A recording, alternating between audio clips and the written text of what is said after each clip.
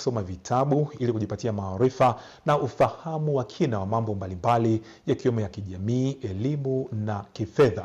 Taarifa ya Elisha Ndalo inasoma studio. Usomaji wa vitabu na machapisho mbalimbali huongeza maarifa na ufahamu mpana wa mambo katika maisha ya mwanadamu.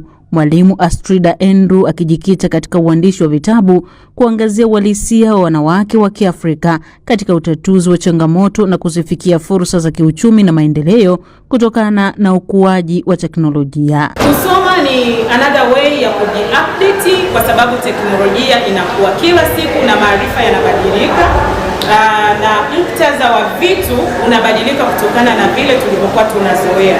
Kwa hiyo kwa mtu ambaye hapendelei kusoma vitabu mbalimbali, anaweza kujikuta anabaki katika wakati wa zamani ili hali wakati umesogea mbele. Akitoa mada katika hafla ya uzinduzi wa kitabu cha uhalisia wa mwanamke wa Kiafrika kutoka dawati la jinsia na watoto wilaya Nyamagana, Koplo Stella Limo anawakumbusha wanawake utamaduni na maadili, huku meneja wa Planti Bliahulu Raymond Zakayo akimpongeza mwalimu Astrida Andrew kuisaidia jamii kupitia kitabu chake. Sasa hivi tunaendana na maadili ya Kiafrika, tunaendana na utamaduni wa Kiafrika, au sisi tumeamua kuwa sehemu ya kubomoa utamaduni wa Kiafrika na kubomoa maadili. Usomaji wa vitabu kwa namna yote unatuongezea maarifa na unatufanya tuweze kuwa na uelewa na ufahamu mpana kuhusiana na masuala mazima ya kijamii ambayo yanakuja kuzunguka na pamoja na teknolojia. Msisitizo wa wadau wa maendeleo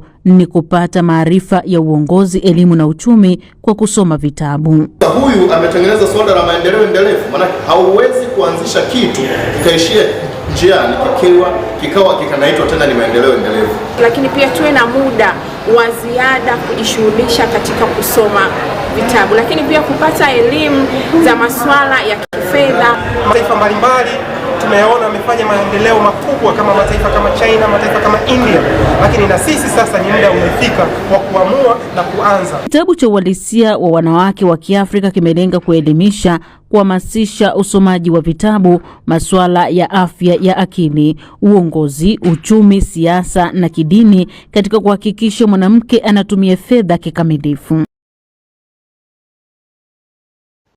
Na mtazamaji, na kesho asubuhi katika Tuongee Asubuhi tutakuwa na mjadala mfupi kuanzia saa 2:30 mpaka saa 3 kamili kuhusiana na mwamko wa Tanzania kwa